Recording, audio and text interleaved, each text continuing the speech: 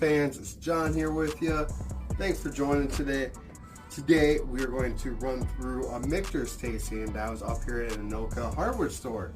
If you're not aware of the Anoka Hardware Store, it is a speakeasy and they do a phenomenal job. Make sure to check them out. Basically what we did, they had 7 different bourbons and whiskeys that they brought in, and then we taste tested them. First off, we had the bourbon, and that is going to be the straight bourbon, coming in about 91 proof, 91.4-ish. They had some great notes on it. It was very smooth. It's a jump up from Buffalo Trace for sure. There was definitely the spice that you are looking for. It didn't bring in a ton of the extra heat that some of you may not enjoy when you're just jumping into bourbon. Next up, we have that rye whiskey. Now, I'm not a fan of rye, but this one got me. I've got to find one of these bottles. I have not previously had this bottle before coming in here. It is amazing, coming in at 84.8. Now, it's not going to knock your socks off, right? But I want to have it for that daily drinker. 84.8 is another great one if you're just breaking into it. And then also we got to try the American whiskey.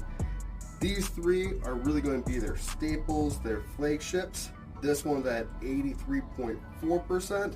And this one's a lot more like your traditional whiskey, your traditional Tennessee whiskey. So it is better than Jack Daniel's. Number 7, that I would say, but it is just right there with it. It's very, very kind of plain, nothing to jump out at. It is a great one to have in your bar, but nothing more than that. So I wouldn't have it as a weekend drink, daily drinker for sure. Next up, we have the sour mash whiskey. Now, what's a sour mash whiskey, John? I was wondering the same thing. I was able to jump right in with those guys.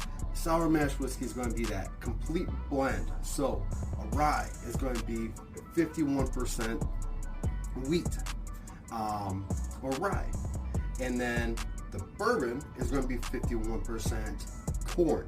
Now sour mash gets up that 50-50 middle, and there's no distinction between the top flavor. So the sour mash was very good. I highly recommend this one as well. This one would be more of a weekend drinker, I would say, as we're kind of creeping up there. Now, the next one we got to try was the 10-year rye whiskey. This one was good.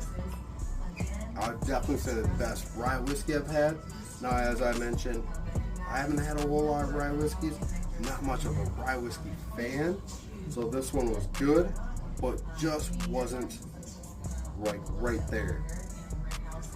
Now the next one up is what that we tasted is going to be this toasted barrel finish rye. Now every 3 years they're going to have the rye, and the other 2 years they're going to have the sour mash, and then they're going to have the bourbon. So they're going to switch up between those 3 years: the rye, sour mash, and then the bourbon. So depending on what year you're searching, this year they had the rye. This one was really good, this toasted barrel. I've got to find the bourbon toasted barrel. That one's got to be a home run. I would love to see and taste that one. It's going to be a home run for sure. Even with that, I'd put this toasted barrel rye whiskey even above this 10-year whiskey the rye whiskey that we had, and the other ones that previously that we've tasted tonight. Now, one of the Taj Mahals of what I want to come here for this tasting for is this elusive 10-year bourbon that no one can find unless you're hooked up, you have all the right connections. It's going to be a very hard, difficult bottle to find, and even if you do find it, quite possible you're paying double, triple bills for it. So this one was absolutely phenomenal. Love it through and through. It's got some great notes on it. Definitely test it out. Hardware Store is definitely going to have all 7 of these for you, so go check them out at the Hardware Store. I think it's going to be I think that toasted barrel was about $20 a pour. I think the 10 years were maybe $20, $35. So definitely check those out. Those are going to be a lot cheaper pours there than you're going to be able to find at a liquor store, obviously. And then they brought up the 20-year Michters. Now, absolutely phenomenal. I had to have a pour of this. This bottle is secondary market near $5,000-$6,000 just this one bottle. It is very sought after. No one can ever find it. They don't put out a 20-year every year either. So with that being said, I had to have it, even though a pour of alone was $150. That was spendy, but I had to do it to try it. I knew I'd never get another chance to try it ever, and certainly, let's be real, I don't expect to be in my bar anytime soon. This one was phenomenal. This is the best bourbon I've ever tasted. Go check it out at Hardware Store. It is